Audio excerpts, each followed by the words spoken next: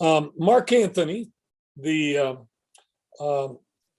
Roman general that was allied with Octavian and Cassius, Octavian and another Roman general in their attempt to avenge Julius Caesar.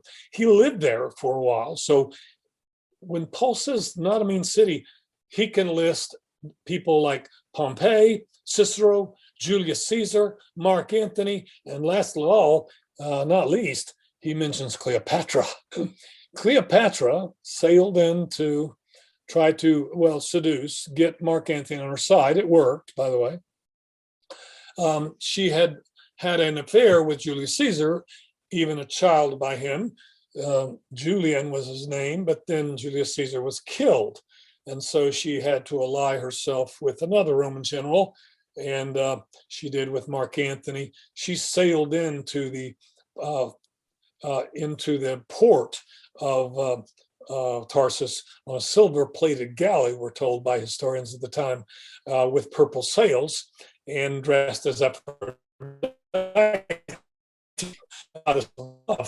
and of course she had all of Egypt too that she was bringing as a gift to Mark Antony, all of the army, all of the navy of Egypt, as Mark Antony already figured out, now I'm going to have to compete for power with Octavian, and they did, and Mark Antony and Cleopatra lost, so they both committed suicide, and that's the end of their story. So Tarsus has a rich history in those 70 years right before Paul was born. And even when the first emperor of Rome, Octavian Augustus, took over in the year 30 AD, he gave it a elite status within the Roman Empire. And when Paul was in his 20s, the area of Tarsus became the capital of a larger region, not just Cilicia, the specific region of Tarsus, but Syria and Cilicia.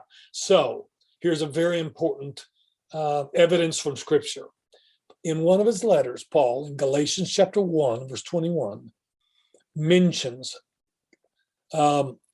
Syria and Cilicia in the same wording, and that is correct to the Roman provincial administration of that day. Scripture screams, this is not made up, it's protected from error.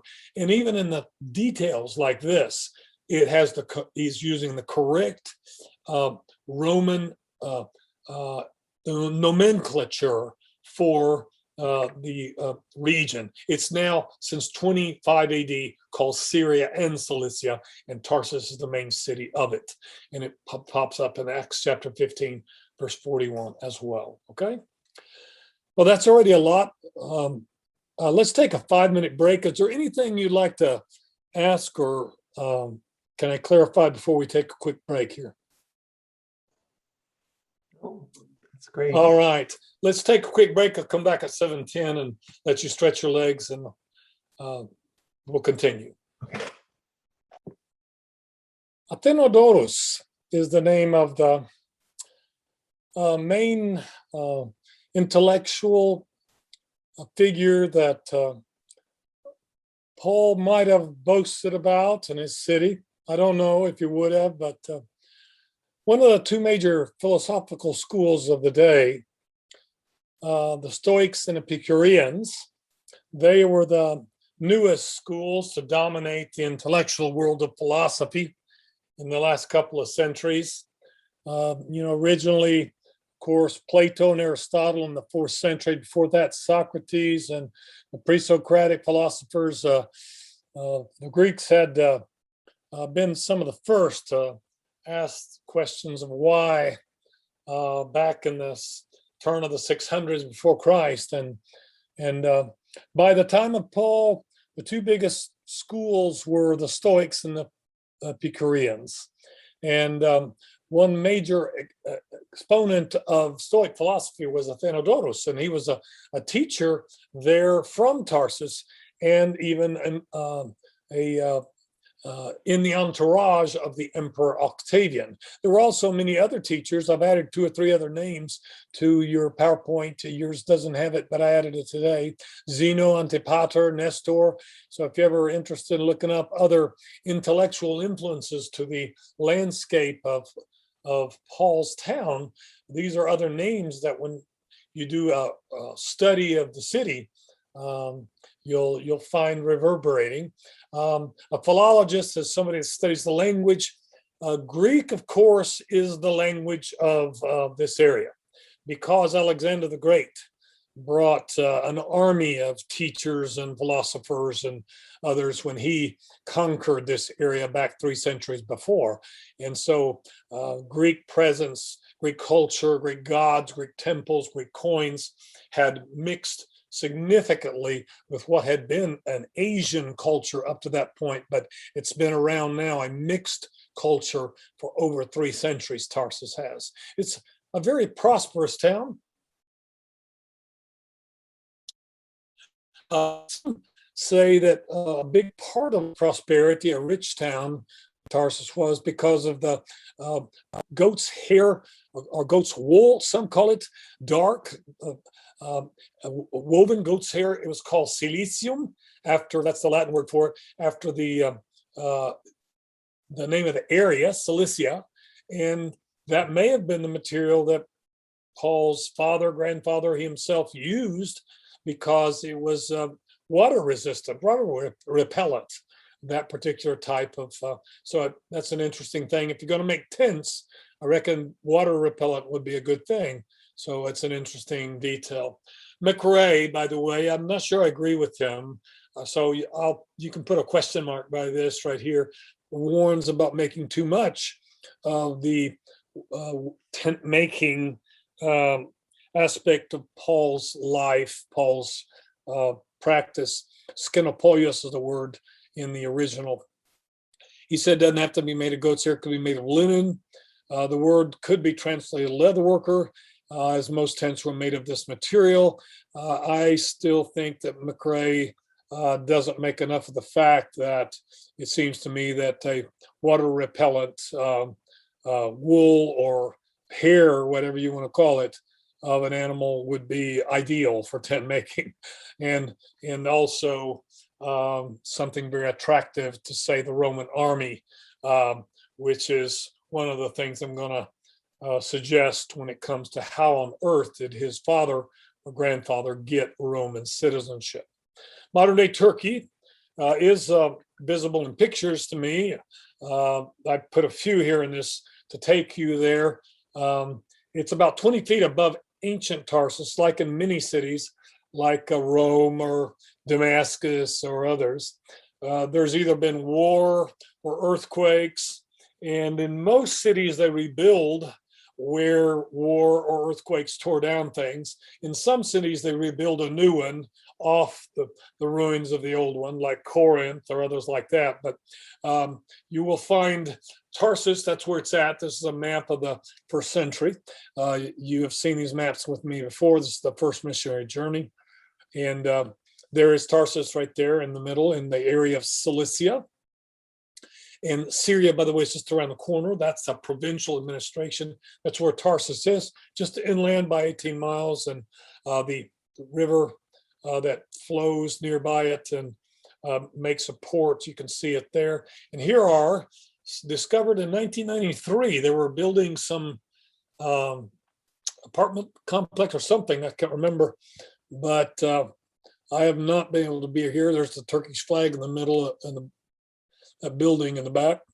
But there are the ruins of the Tarsus of the times of Paul. So we have a glimpse of it, and we find, well, they're not getting about the wealth. There are some beautiful columnated roads with very distinctive, well, it looks like it's paved. It's actually not paved, but it is covered in black basalt rock, which is volcanic in nature. And so here is what it looks like from the ground. While, so unlike, it's been raining here all day. I don't know about y'all, but I greatly appreciate a very fine office I'm afforded and very nice roads that we travel on.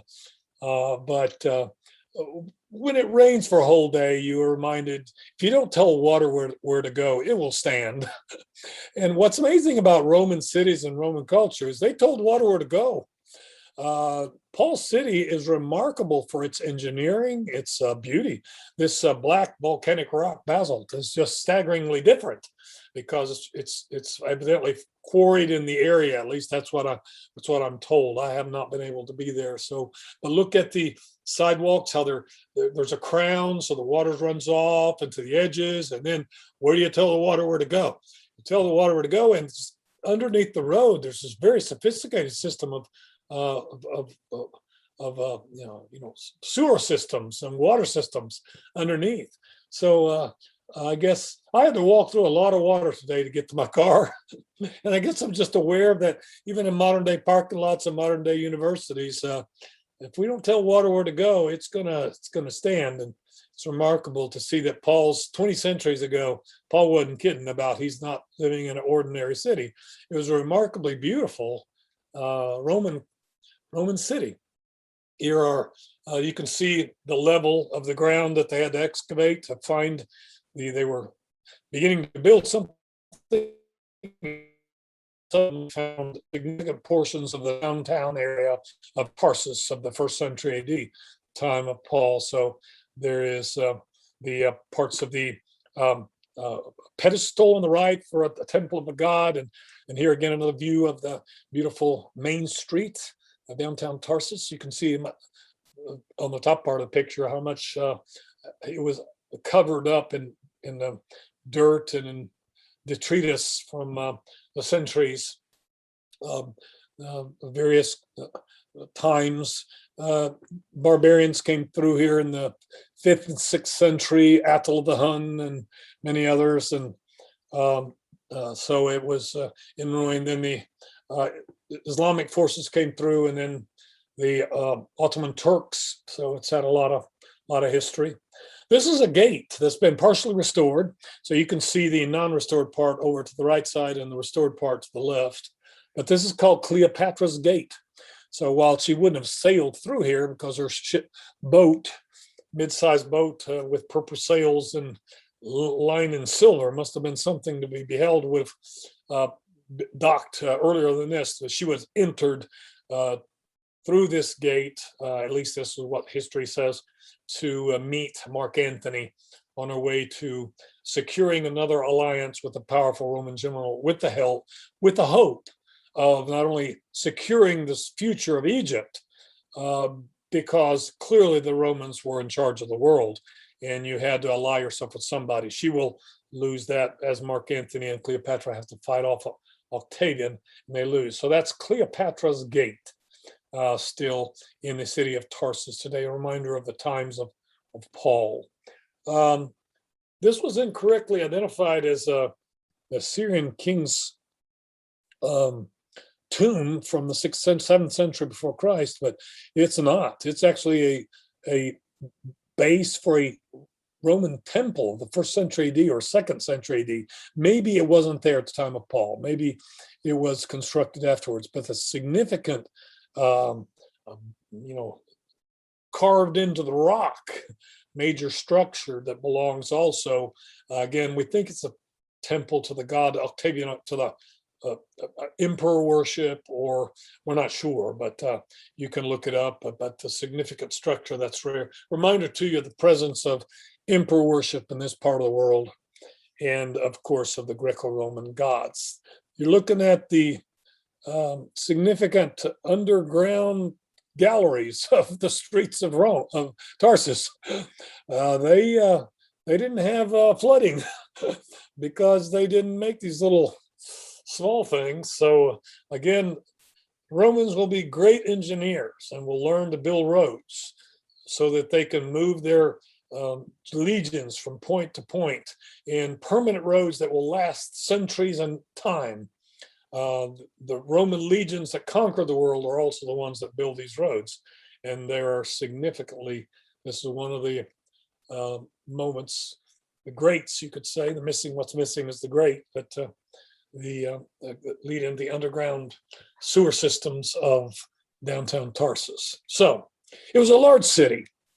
not large as Rome or Alexandria or Ephesus or even Jerusalem, but Ramsey, the one that I told you from a century ago, puts too large of a number. 500,000 is just too much. The archaeological ruins confirm that it was a wealthy city, it was a large city, but some say maybe 50,000, maybe 30,000, something like that. And it was a mixed race city because Greeks had settled here 3 centuries before, had intermarried with Asian women, and it was a Greek Oriental balance. It wasn't a one size fits all, racially speaking, in this city. The word Seleucid means Greek kings. One of the homeschool friends of Alexander the Great, homeschooled in the palace in Pella, and one of the 5 generals that will huddle around him in battle to try to keep him from being wounded. He thought he was immortal. He wasn't. One of them, Seleucus, will inherit this part of the empire, of the kingdom that Alexander the Great conquers. And so the rulers of this area of the world will be Greeks from about 323 on to the time when the Romans arrive in 103. So about Seleucids. The Seleucids are not Asians, they're not Persians, they're Greeks, but they took Persian names because of this intermarriage of 2 different cultures. A first century historian, a writer of the time, Dio Chrysostomo, mentions some cultural things about what you would have seen if you walked around the streets that we saw, that basalt laden street. You would have seen women wearing veils. Most women in the ancient Roman world for a century did, except for some in Rome and in Sparta. But in most of the eastern part of the Roman world, they did.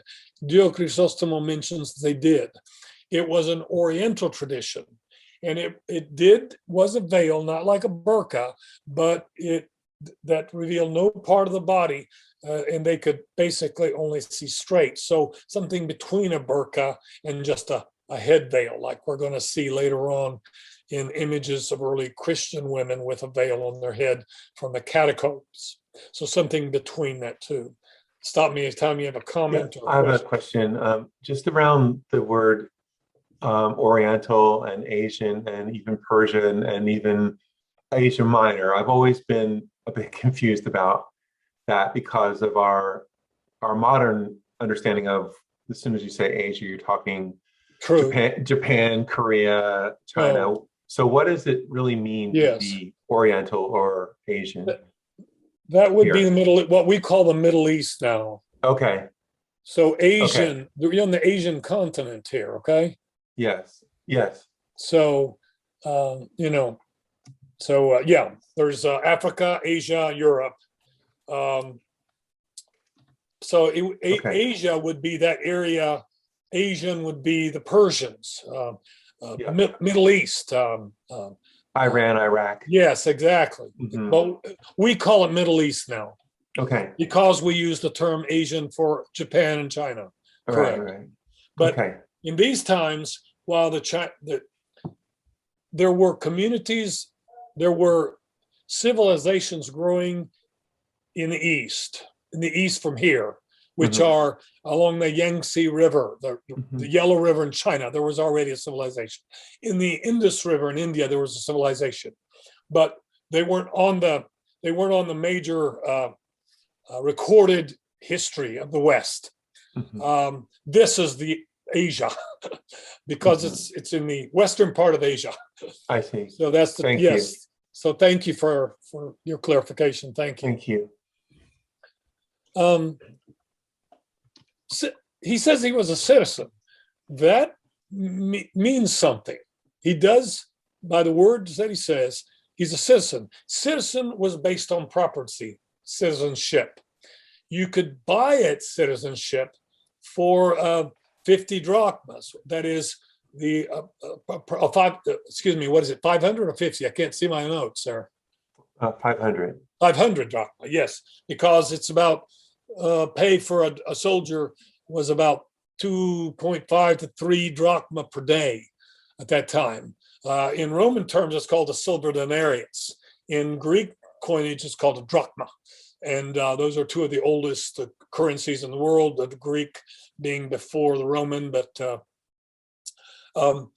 you could buy Tarsus citizenship, but it would cost you half a pay of a soldier, which is a significant salary for that time. Roman legionnaires made good money because, of course, you could die.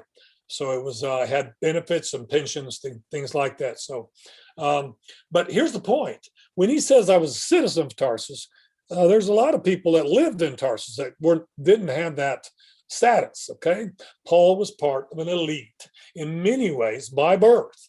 He had Tarsus citizenship. Okay, Diochrysostom, the same source that I mentioned before from the 1st century AD, also says that maybe he's kind of down on Tarsus. Says that no two men think alike. They, if there's 20,000 or 50,000 of them, they all have different opinions.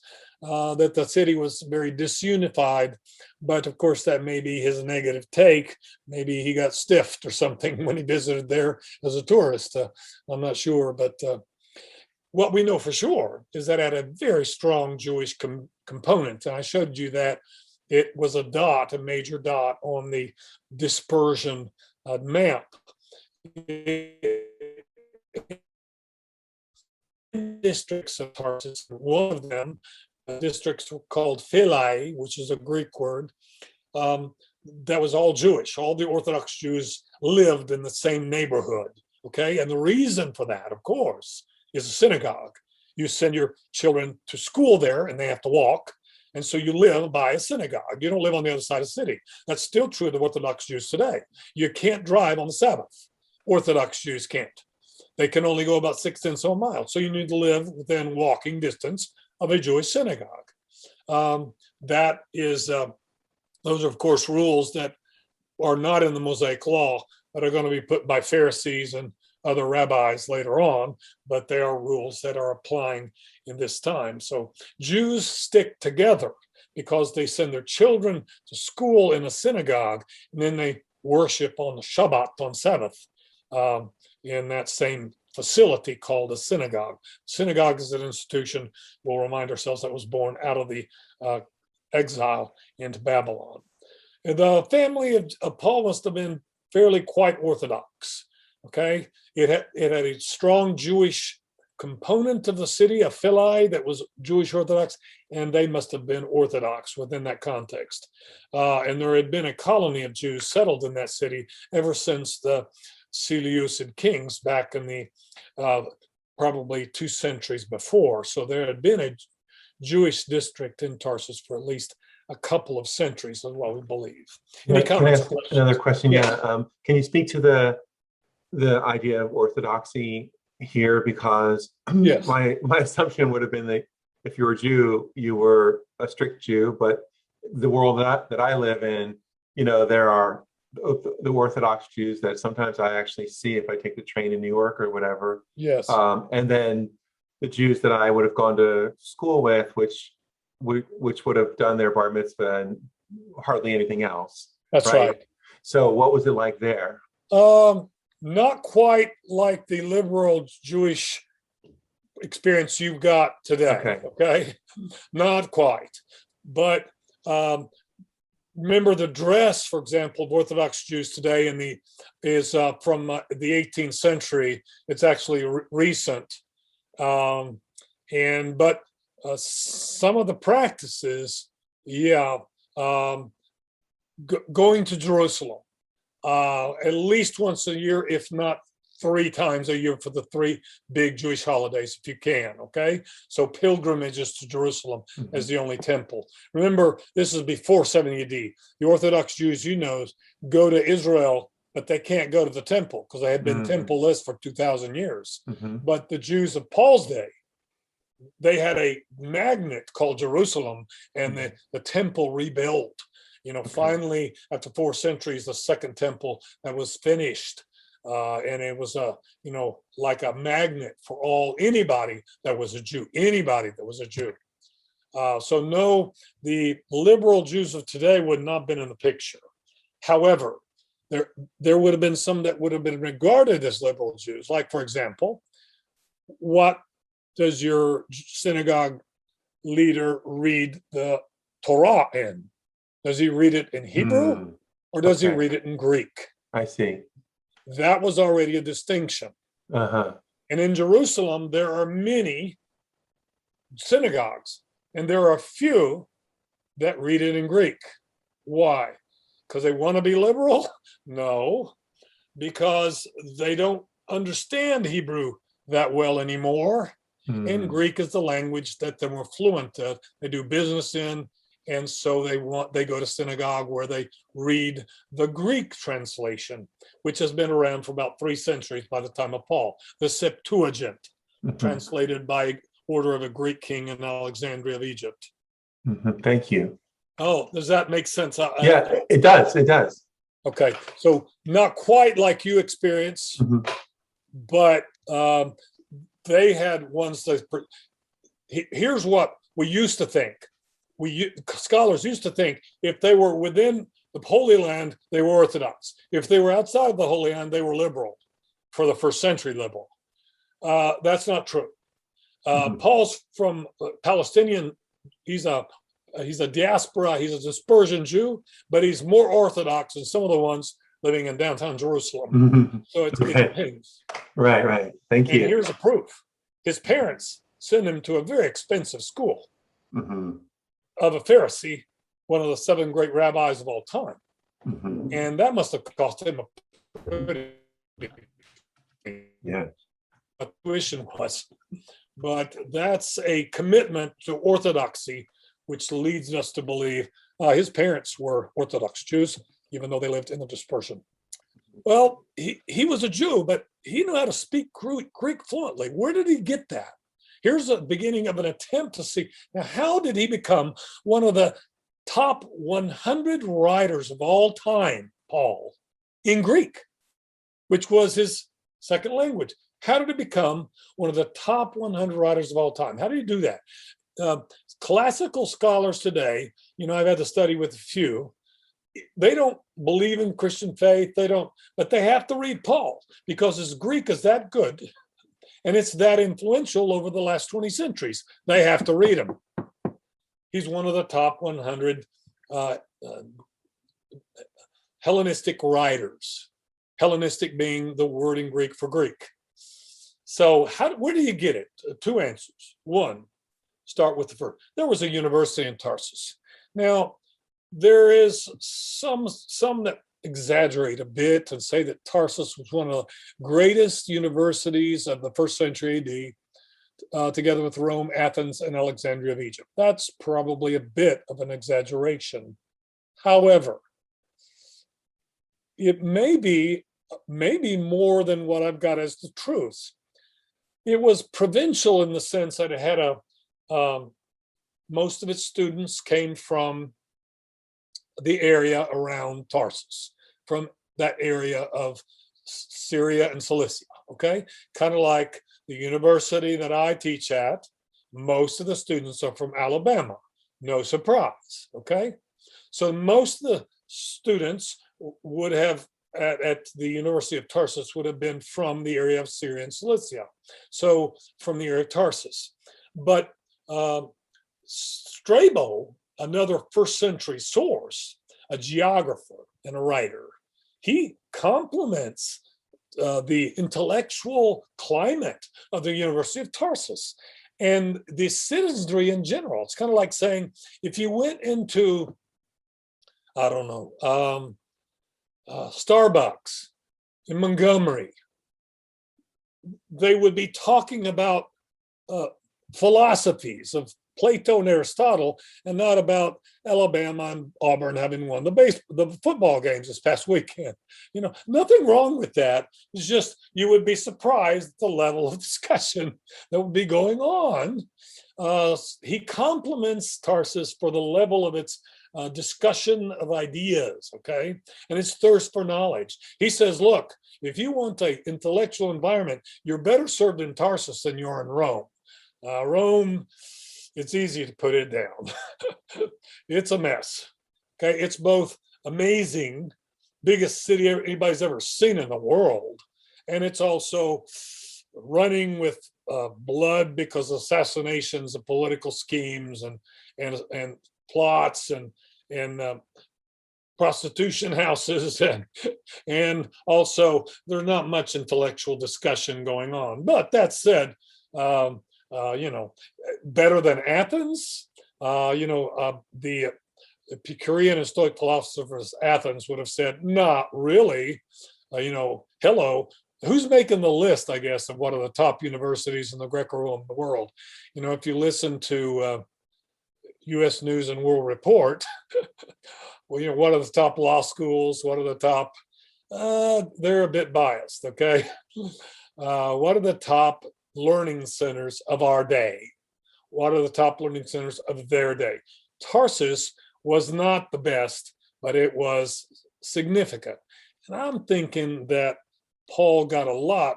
How did he learn to quote Greek tragedians by memory and Greek poets? Where did he learn it? I don't think he learned that in Jerusalem when he went to college. I'm thinking he learned it here. So did he do like dual enrollment when he was in a Jewish synagogue? Did he go also have conversations at the local Starbucks, with some teachers from there, okay? The reality, it was not a school many foreigners came to. And some of the most eminent graduates of the University of Tarsus left for better positions elsewhere, okay? But the city seemed to have gotten a good reputation of learning in spite of the brain draw that it had. And again, in spite of the fact the weather wasn't that great.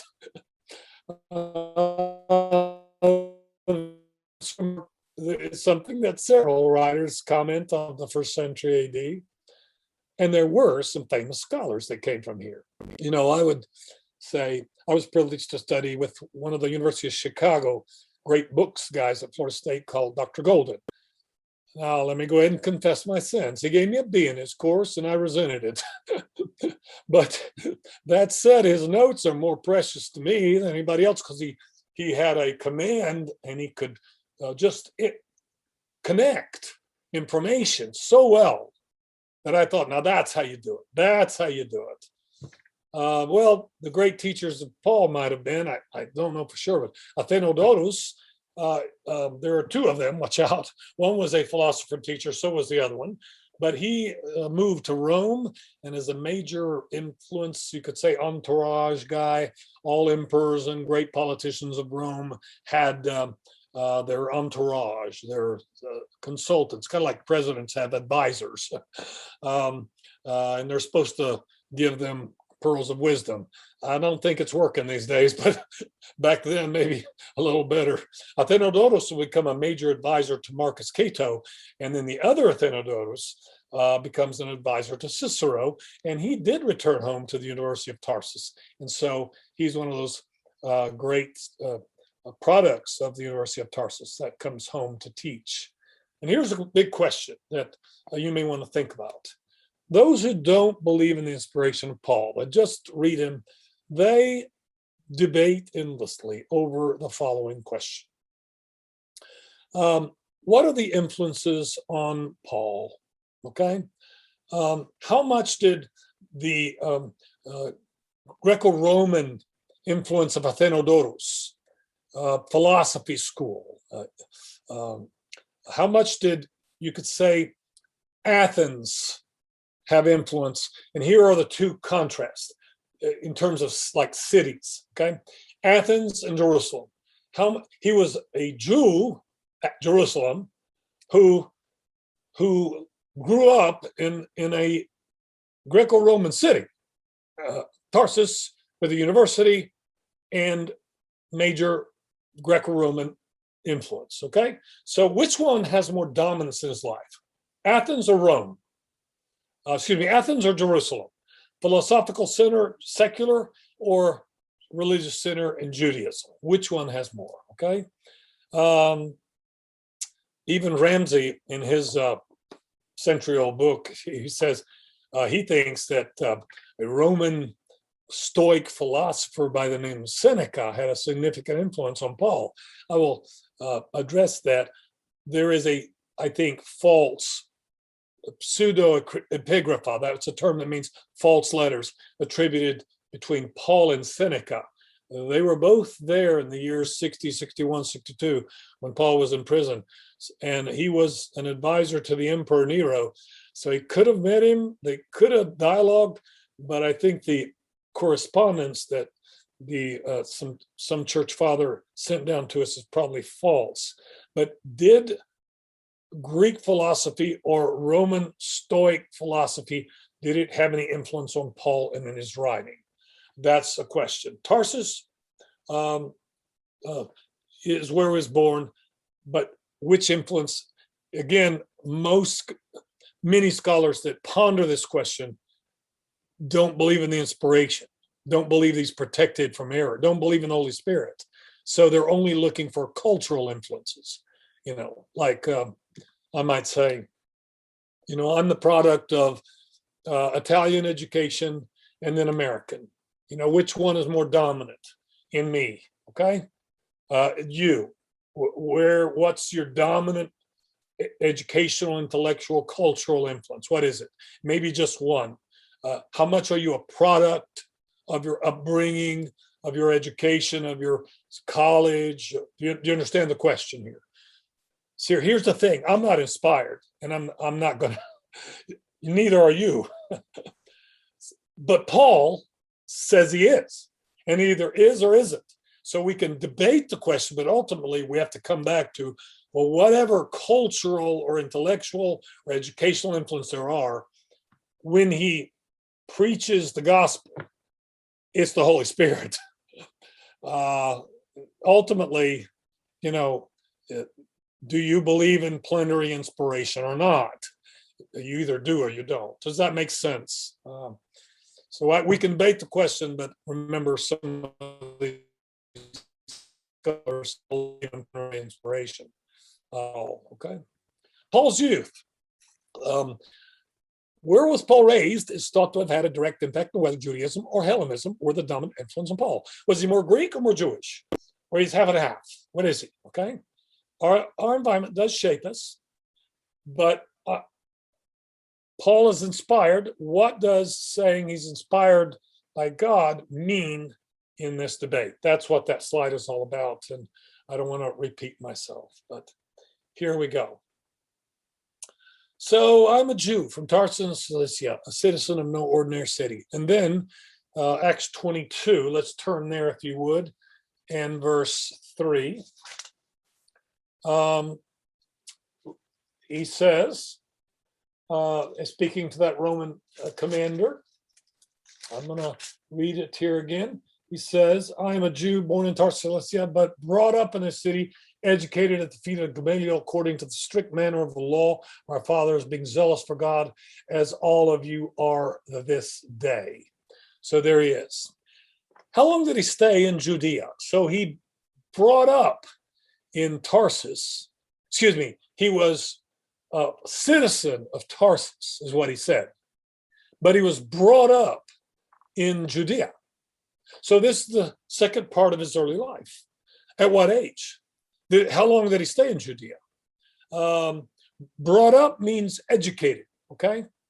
Now, he was already educated in a synagogue in the Tarsus, and I strongly suggest that he had some impact had on him, some contact with the University of Tarsus, because otherwise I don't know, when did he memorize Greek poets and Greek tragedians by memory? How did he do that?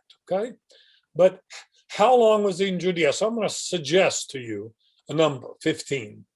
I'm going to suggest to you because of the education system of the Jewish synagogue around anybody would have gone on to, well, they already considered 10 to 15 higher education, by the way, in a synagogue. But to go off to a Pharisee school in Jerusalem, well, that would have been after his bar mitzvah, which is around the age of 13. Okay. So how long did he stay in Judea once he went there? Look at Acts 26 and verse 4. Again, when he narrates his conversion to a different audience, he says, "My manner of life from my youth, spent from the beginning among my own nation in Jerusalem, is known by all the Jews." So my manner of life in my youth, spent from the beginning among my own nation and in Jerusalem. My own nation, by the way, is Cilicia. His nation is not Israel. It didn't exist, the nation of Israel. It's his Cilicia is his nation. Okay, in my own nation and in Jerusalem. So here's the two parts of his life: his own nation, Cilicia, Tarsus, and Jerusalem. Okay, how do you reconcile those two expressions? They're just so quick. So when he has 10 seconds to explain, does this mean that his youth was in Tarsus and his mature years in Jerusalem? What does youth mean? What does mature years mean? The scholars are not in agreement, but I'm going to stick my neck out, and I'm not a scholar, but I'm going to suggest 15 as kind of a demarcation line. That after he has bar mitzvah in Jerusalem, in Tarsus, sometime in the next year or two, he finished his synagogue training of in the rabbis of the Torah and the Mishnah, and then he was sent by his parents at great expense and cost and intentionality to Jerusalem to train in one of the two elite Pharisee schools that were there. The school of Hillel, it was called Hillel. Okay, so there are two views that scholars take. Some say he came to Jerusalem much earlier, which protects Paul from too much Greek influence in Tarsus, but I don't think you need to. Others that say, why didn't Paul mention Jerusalem when he makes a list in Philippians 3 and verse 5 about his life? Why didn't he talk about Jerusalem? I'm going to go in the middle of the road. I think Paul leaves sometimes after his bar mitzvah, 14, 15, and he was there for the rest of his time until he became one of the members of the elite Supreme Court of the Jews, the Sanhedrin, because he finished his degree in the school of Hillel as a Pharisee. And we're going to take a look at that. Okay. Here's another relevant passage, and don't let me rush you, stop me anytime. Galatians, his letter of Galatians, chapter 1 and verse 22. He mentions something that is not well known in some areas around Jerusalem. See, he so rarely talks about himself in his letters that we have to grab on to these rare moments. Galatians 1 verse 22, he says this, "And I was still unknown in person to the churches of Judea that are in Christ." So he's talking about after his conversion, he goes back to Jerusalem for the first time, and he says, I was there for the first time, and it was the year 37 AD, 37 AD. We'll do his a chronology of his life, and I'll put that in front of you. But I wasn't known. So that means he didn't get out much. It means he didn't travel a lot during his years of higher education at the Hillel School of Gamaliel in Jerusalem. Okay. Some read this to say he didn't spend a lot of time in Judea. All I can say is that Jerusalem was probably a city of about 200,000 at that time. And there's no way everybody would know him, or they would be able to travel a lot if he was taking finals with Gamaliel. and trying to fulfill his role as a elite student of a most elite college. Okay. All he's saying in Galatians 22 is a lot of people outside of Jerusalem didn't know me. It does not imply that he didn't get around much or wasn't in Judea very long. That's not what it says. All he's saying in that letter, that verse in that letter, is that he was independent, didn't have any influences.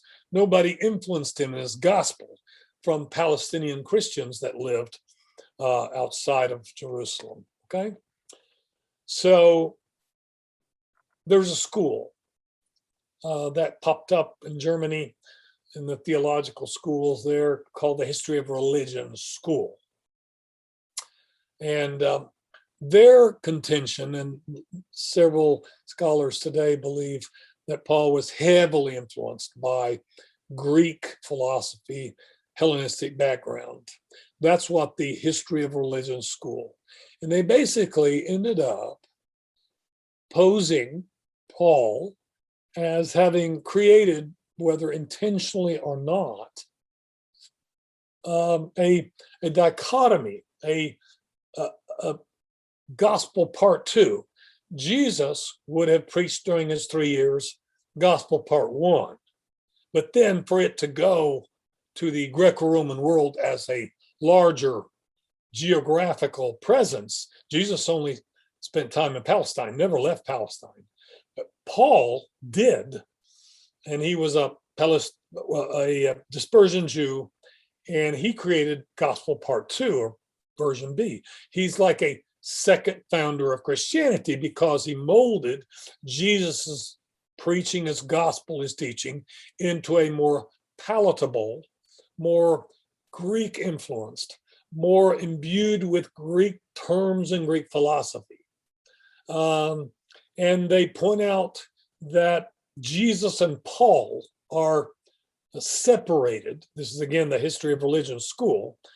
They're separated by geography, they're separated by time, and therefore they imply that the theology of Jesus and Paul is a bit different too.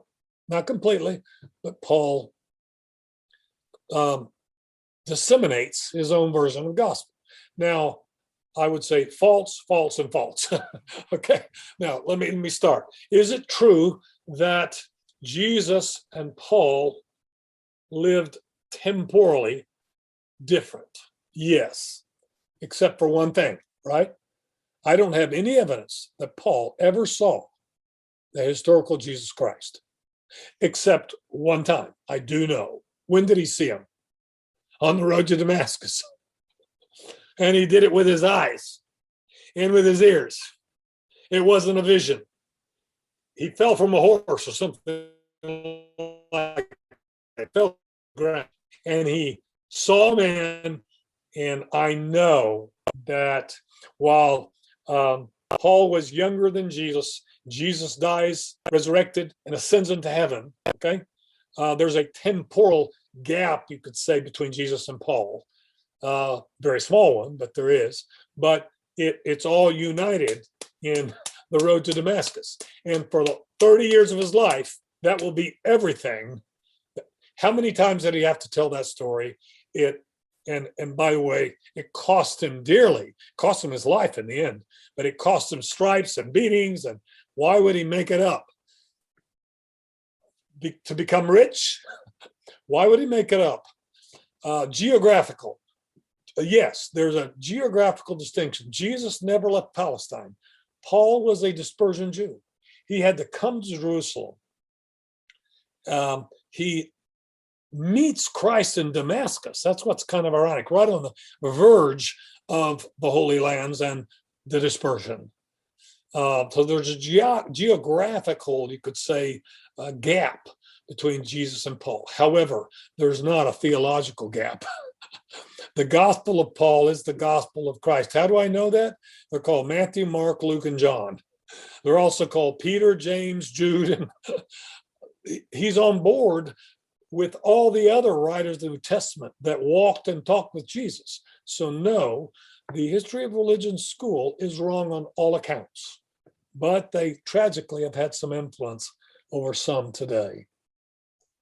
I think they also overemphasize the time and place and the culture. I mean, Jesus was first and foremost, he was God, and he is God, and he was at the heart of God.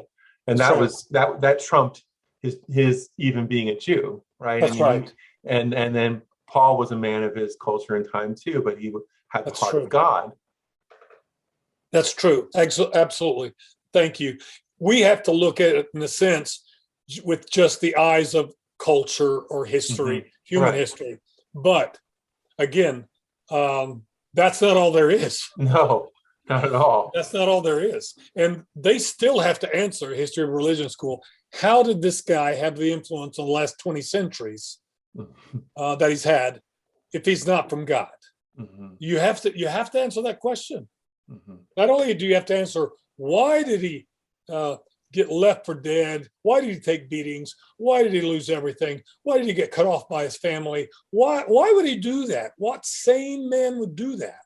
Unless you say, wait, he was convicted that he saw resurrected Jesus on the road to Damascus. Yes. By the way, did you ask the other 20 guys that were with him what happened that day? They may have not talked to Jesus, but they heard something and they saw light and they saw this guy change and get blind instantly. What happened? Go ask them what happened. I'll take their word over some scholar 19 centuries later who plays guesswork on on what is Paul's explanation for what happened that day on the south uh, gate to enter Damascus. What happened that changed him and changed the world too? How does that happen? Okay. Here's a given. All right. Let's do this one and take another break. It's given that in Paul's writings, you don't have to read Greek to figure this out, but there are clear Greek writings, Hellenistic writings, elements in his writings. And so, how do you explain them? Well, he's a man of his time in the sense that he was,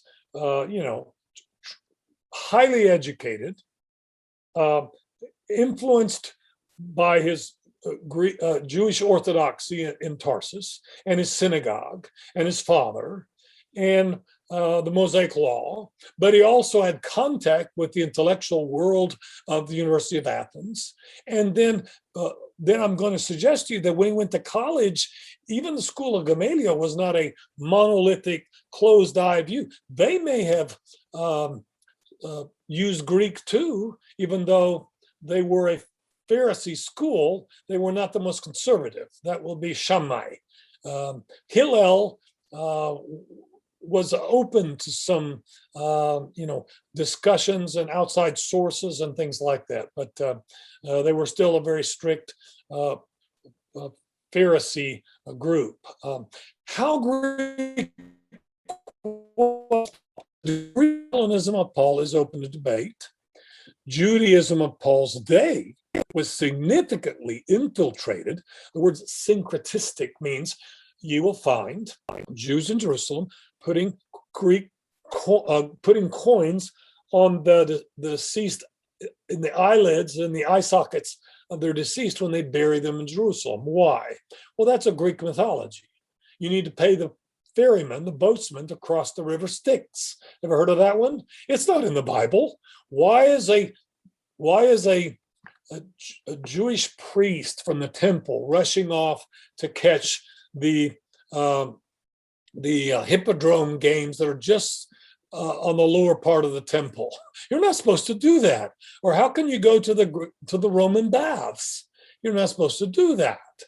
How can you dress with a Greek hat? There are all kinds of evidences in the writings of secular writings of Jerusalem at the time of Paul that there were influences of the Greek culture that had been around for 3 centuries, even in Jerusalem, let alone elsewhere. So Orthodox didn't mean what it used to be. And one of the things that has really revealed this to us and kind of closed the arguments of the history of religion school of the 19th century, German theologians, has been the greatest discovery in archaeology of the 20th century, the Dead Sea Scrolls. You have heard of them, I reckon. When God let us find, in my opinion, copies of the book of Isaiah that predate Jesus by a century and a half, and God just let us find some evidence that you can trust the Bible and that its influences from monks that copied it down and even rabbis is minimal. And here's the question: they're asking, how influenced was Paul by Greek philosophy? Not as much as you think, even though he uses Greek terms sometimes, Greek ways of defining things. For example, let me give you an example. What is a human being composed of? What parts is a human being composed of? There's body, and then there's soul. There's body, and then there's what? I lost you. Your spirit. Spirit. You say the word spirit. Okay, I say soul. Yeah, that's what I first said. Soul. Yeah. Oh, I'm sorry. Okay.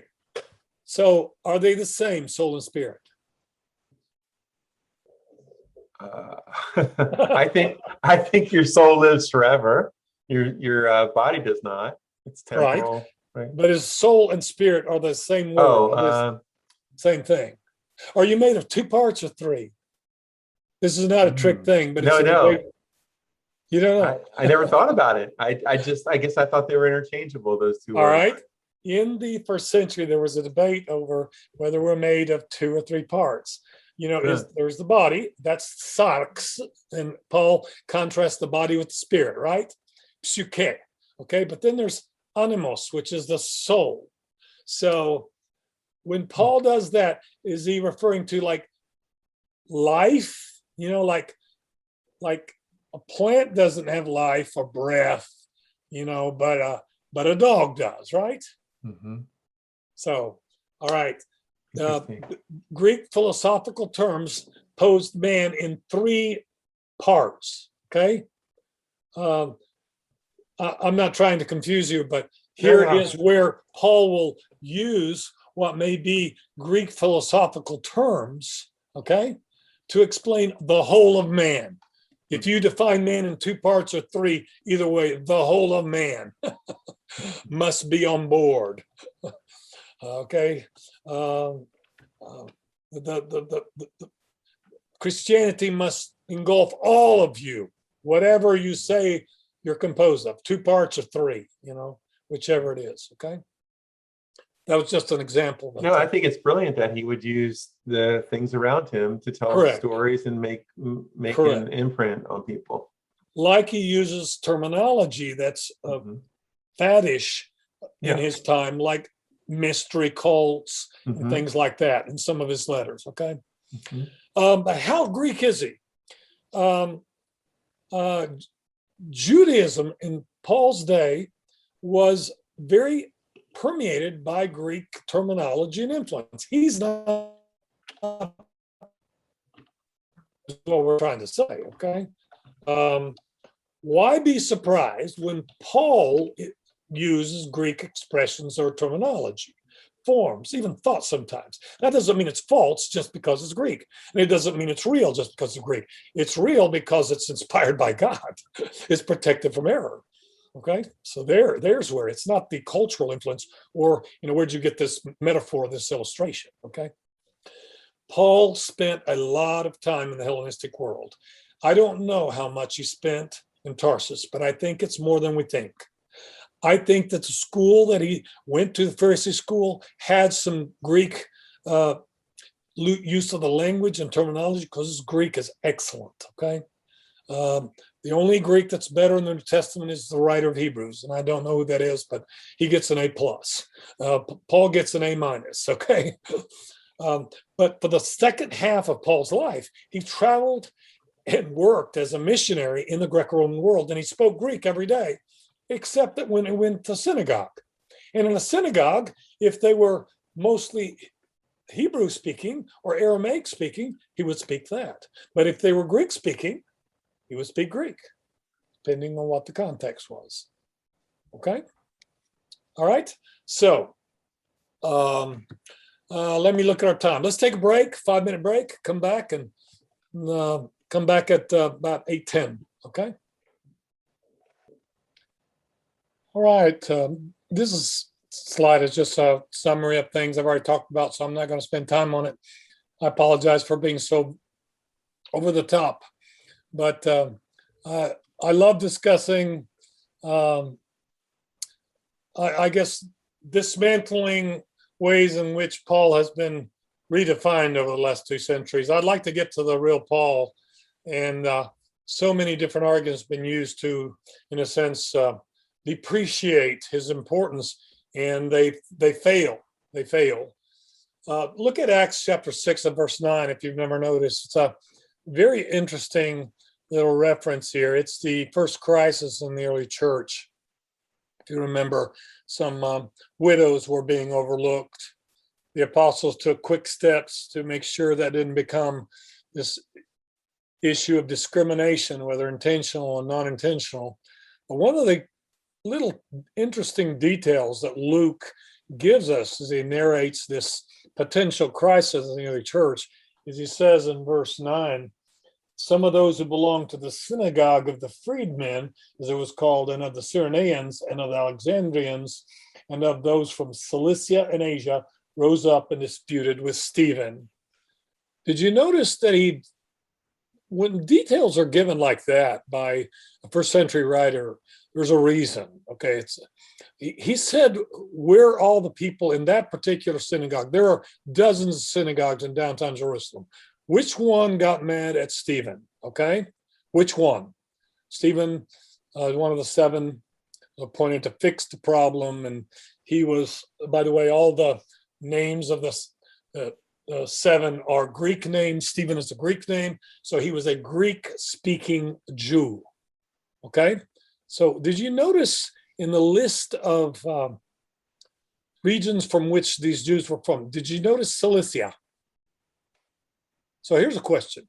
When Paul, at the age of 15, went to college at the school of Gamaliel, down at the bottom of the slide here is the name of Paul's president of his school.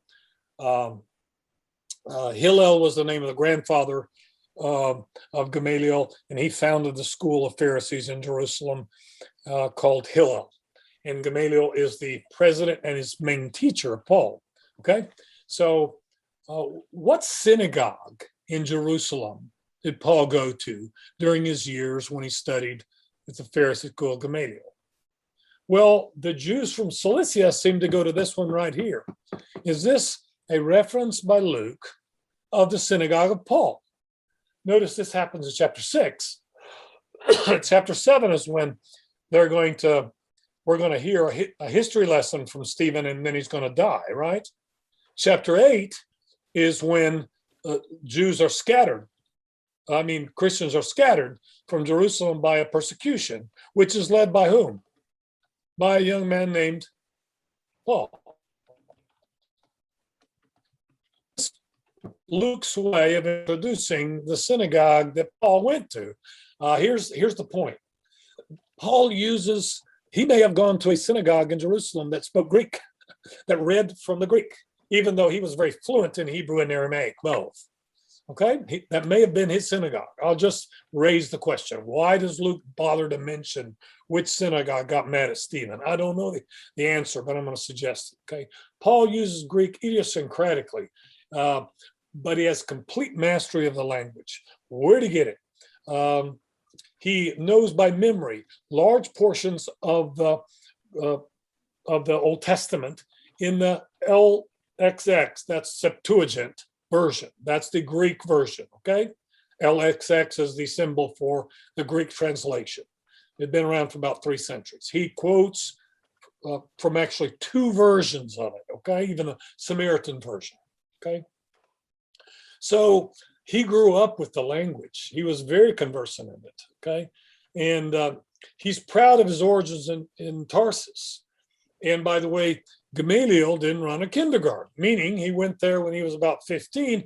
When he says brought up, he means I was higher education, brought up in Jerusalem. My terminal degree in PhD in rabbinic literature was from Gamaliel. Everybody knows my years in Jerusalem. So my take is that he was up to about the age of 15 in Tarsus, got a significant exposure to Greek education as well as Orthodox Judaism, but then he studied with Gamaliel, and he again had significant contact with Greek philosophy, Greek language, etc. He continued that double education, which is kind of remarkable. That's at least my best take on him. Okay. Any comments or questions? So his parents would have wanted something better for him in essence. They're sending him to go to school to become a leader in Jerusalem rather than a tent maker in some way. Yes. We think in terms of terminal degrees now, okay? Now we call them PhDs. He does that. Mm-hmm. Very few do that. There are 6 million Jews in the Greco-Roman world and only about 18,000 Pharisees, okay? So he's part of an elite sect, and he goes to an elite school in Jerusalem. And he's in elite status as a citizen of Tarsus. And we're going to have to see, he also gets, how did he get that Roman citizenship from his father? He's not only a citizen of Tarsus, he's a citizen of the big guys on the scene of history. How did he get that? So he's got a combination of things. You don't have to worry about, is he more influenced by Greek philosophy or by Jewish orthodoxy? He's influenced by both. And then, wait, there's a third one. It's called the truth. It's called Christ. And that will, define everything. You and I are the product of our education. Is that right? You're from, I'm part Tennessee, part Alabama, part Arkansas, and a whole lot of Italy. Okay? That's who I am. What are you? Paul is part Tarsus, part Jerusalem, part Jewish, part Roman, and then he's a Christian. Mm-hmm. And that is like a set of lenses, like these glasses I have on, through which you see all the education you've had by men. You read everything through that. Mm-hmm. He will be given a new set of glasses when he meets the resurrected Lord. And he sees and uses all the terms, education, uses it through the lens of Christ. That's my take. So, and I'm going to go ahead and start on the next material, if that's okay with you, but stop, of course, on time in the next 40 minutes or so. Okay.